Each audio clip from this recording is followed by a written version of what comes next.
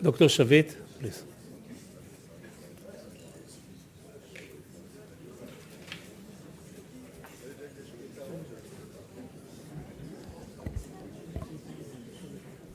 Okay, morning.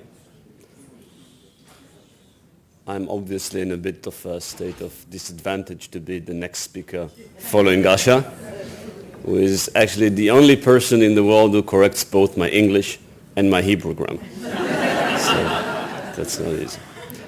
I will be also speaking about ISIS and Al-Qaeda, but from a European and an American homeland security point of view. As Asha mentioned, there are quite a number of similarities between those two organizations. First, perhaps foremost, they believe that a state, a society, should have Islam as the all-encompassing force regulating all aspects of life, including politics. They also believe that any Muslim, whether an individual or a government, that thinks otherwise and doesn't interpret Islam as they do, is an infidel and should be fought against. This is known as takfir. And this is what they do in Iraq, this is what they do in Syria, this is what they try to do in Saudi Arabia. In the context of our discussion, perhaps the most important similarity is that they both believe that Muslims living in the West, Muslims living in Europe, Muslims living in the United States, have a role. And their role is to act as fifth column, to pretend to be good normative citizens, and then at some moment of truth, this is known as sleepers in academic scholarship, at some moment of truth, to attack Western societies from within as part of a process intent on destroying them.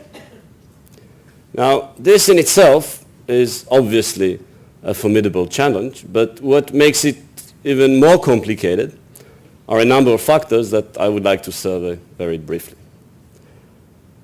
First, does anyone have any idea how many attacks failed? How many conspiracies failed since 9/11? We all have in mind 7/7. We all have in mind Madrid. But one very frustrating aspect of intelligence is that you never hear about the achievements. I'll give you just the numbers for Germany alone.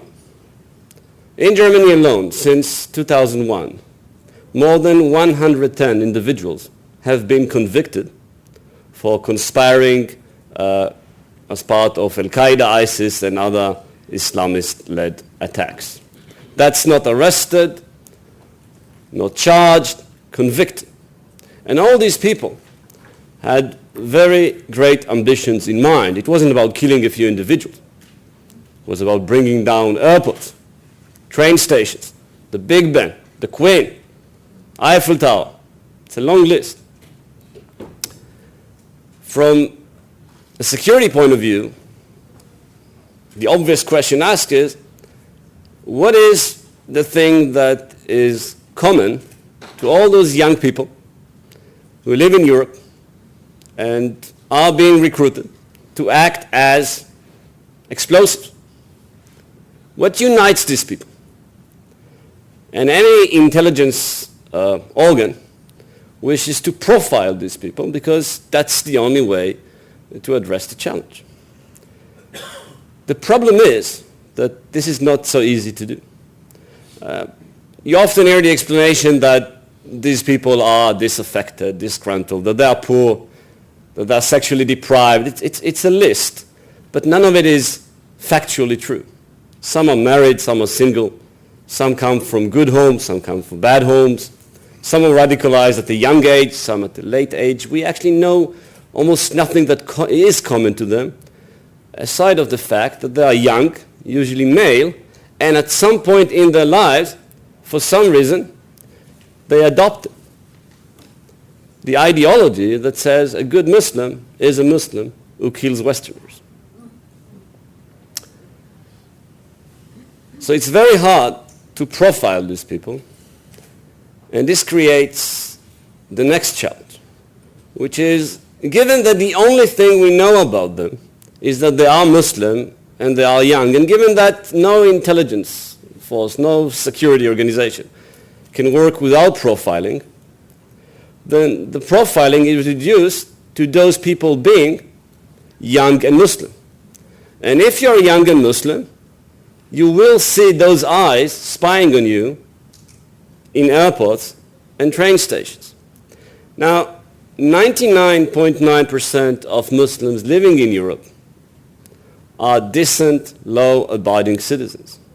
It's a very tiny minority that is not.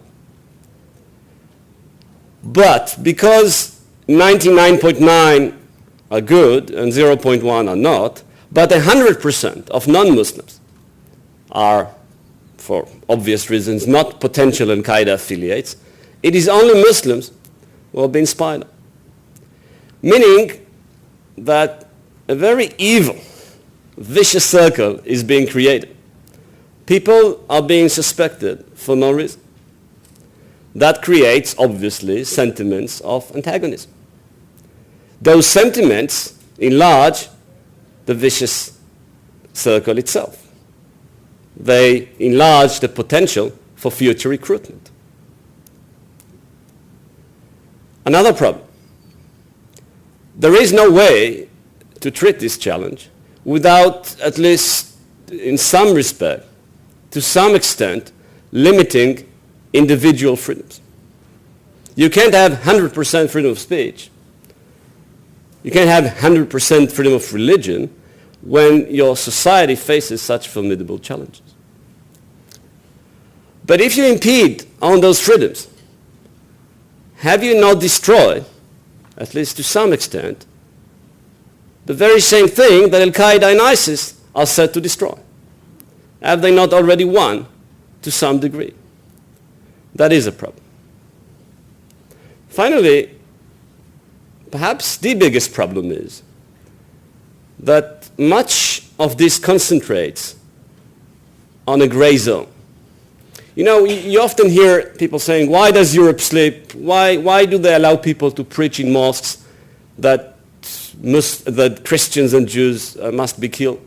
No one preaches in mosques that Jews and Christians must be killed. No one is that stupid. There are no such mosques.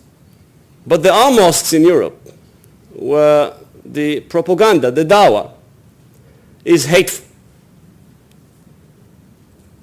Belittles almost everything we hold dear, whether it's freedoms, whether it's the nation state, whether it is gender rights.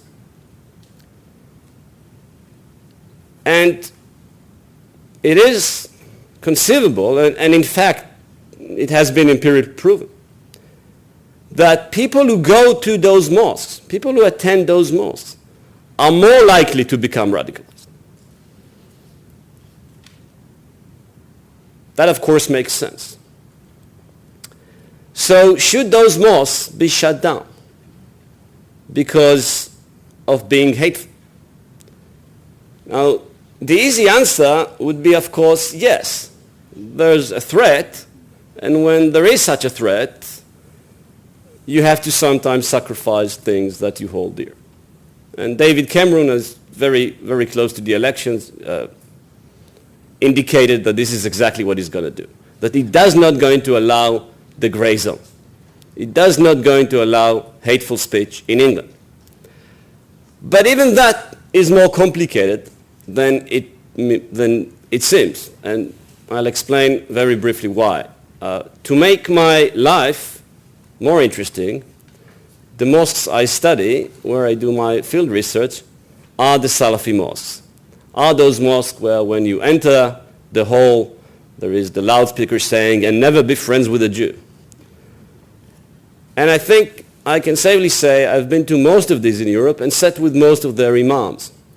Here is what they say. When you tell them, do you not fear that people that are being indoctrinated to hate Jews, to despise Christians, to despise liberties, that this is a very fine line between this point of view and becoming radicalized? And I show them the numbers. In Germany, there are only around 10 Salafi mosques, but a third of those convicted of terror-affiliated conspiracies came from those Salafi mosques. So I showed them that data. I think it's empirically quite convincing. And I asked, don't you think that what you are really is breeding grounds for terrorists? And then they say, but do you know how many radically inclined individuals have come here and have been de-radicalized by us? Do you know how many terror attacks we stopped? Because these young individuals would go someplace else, maybe online, and they'd be radicalized there. So this is very complex. It's all very complicated, but some things are actually plain and simple. And perhaps the most plain and simple fact that is being consistently ignored by the international community and the United States is the following. There are two countries in the world that sponsor most of the hateful speech against the West and against Westerners. Ironically, these are the only two countries in the world whose very existence is dependent on the goodwill of the United States. How does that make sense? I'm referring, of course, to Saudi Arabia and Qatar. Why does this go on? How does this make sense? I want to say, in conclusion, I promise to be brief, and you see I'm a man of my word. Just a few words about the Jewish aspect of all of this. I think there is a difference between how Americans and how the United States deal with the issue and how Europeans do. And I think it actually has a lot to do with the past, not with the present. And here is why. It's always surprising to note how Europe is still very much a continent haunted by its past. How much history plays a role in everyday politics in this continent. The lessons of the past, the morals of the past. What does every seventh grader in a European school learn as the lesson or as the lessons of the Second World War? Well, actually two. One, you must be very, very careful with being xenophobic. You must be very careful with the way you treat minorities, because it snowballs. It starts with graffiti and ends with murder. So that's one lesson Europe learned. But then there is the other lesson. And the other lesson is, when you face a situation where you have a tiny minority within a minority which disregards liberty, disrespects national boundaries, you cannot settle for just saying, okay, it's 1,000 people. It's a small faction. They are a minority within a minority. Let's not even pay attention to them. These are two important, two very valuable lessons. The only problem is, when attending to Muslim minorities, they are almost self-contradictory. Because on the one hand, European governments make a great deal of effort to not do anything that could be interpreted as biased against a religious group. On the other hand, they are very much aware that those groups cannot be disregarded as unimportant simply because they are very small, simply because they are currently not a threat. So how do you design a policy based on both those two lessons? Another point. I think, in a way, Europe doesn't have a problem with Islam. Europe has a problem with itself. Now, we talk about terror most of the time, but on everyday life basis, it's not really terror that preoccupies people, or that is the cause for disagreements, legal challenges between Muslim minorities and Western governments. Usually it's much more worldly affairs such as, I don't want my daughter to swim with the boys in gym class. I don't want a Christmas tree in my neighborhood. Why am I saying that Europe has a problem with itself, not so much with with Muslim minorities? Because what those minorities have done is to force Europeans to answer some questions they were always very reluctant to answer. They forced them to reflect upon their identity and come up with clear-cut answers on questions that perhaps it would have been better not to answer. I'll give you just one example. What is Christmas today? When Europeans, in England, in France, in Germany, when they celebrate Christmas, what is it that they are celebrating? Is it a religious holiday? Is it a national holiday? Is it a commercial holiday? Is it all of the combined? Well, that's a big question. Of course, if you're a devout Christian, you are celebrating the birth of Christ. And if you're secular, you are celebrating the days off. But as a governmental policy, I think it's best for everyone to just leave this question unanswered. And you could do that for a long while, but then in cities like Birmingham, where a quarter of the population is Muslim, you put a huge Christmas tree in the town square, and Muslim delegates say, we don't want that tree. You said that this is a multicultural, secular society. So what gives you the privilege to put your tree? Now, if the answer is, we have that right because we are a Christian society, then that settles it. But if we are not a Christian society, why are we having the Christmas tree? Why are we telling those Christians, those Muslims, that we have the right to have a Christmas tree? And this is just one example, but on so many issues, Muslims are forcing Europeans to reflect on things which they would otherwise prefer not to reflect. I'll give you just another brief example, which is actually taken from a court case that was decided in Germany a year ago. Let's say that I do not want my daughter to swim with the boys.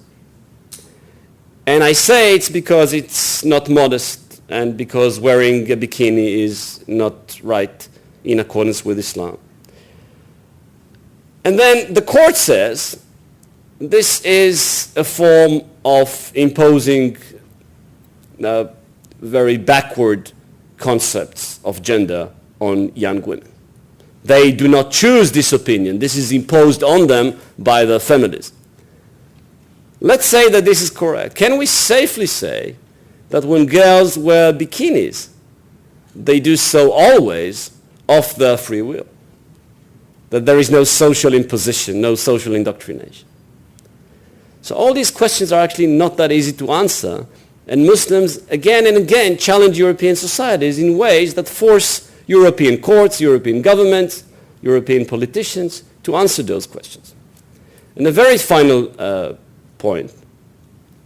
We hear a lot about how the emergence of more Muslim politics, of a growth in Muslim population in Europe, how this endangers Israeli and Jewish interests.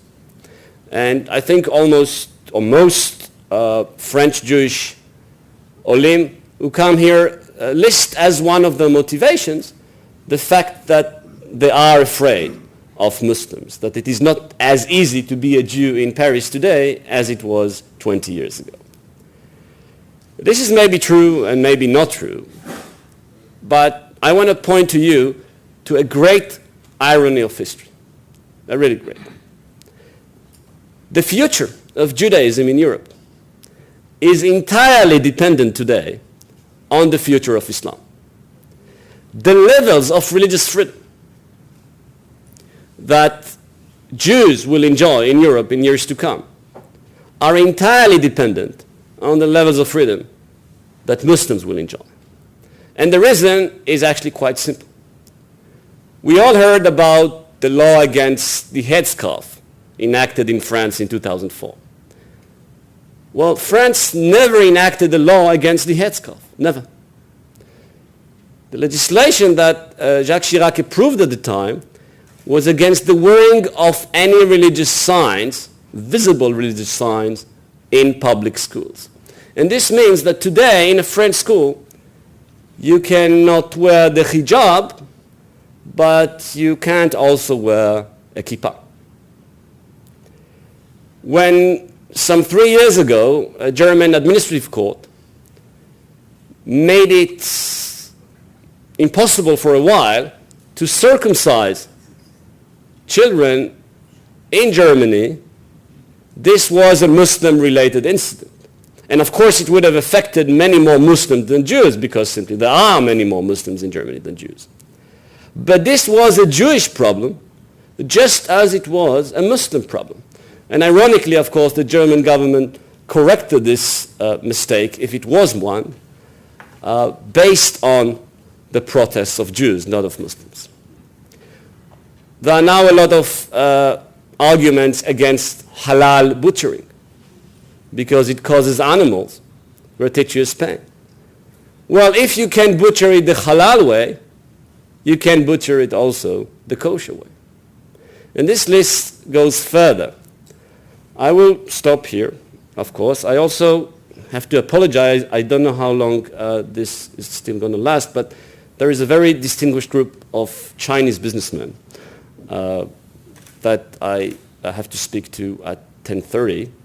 And as they are going to rule the world very soon, I should be there on time. So thank you all very much.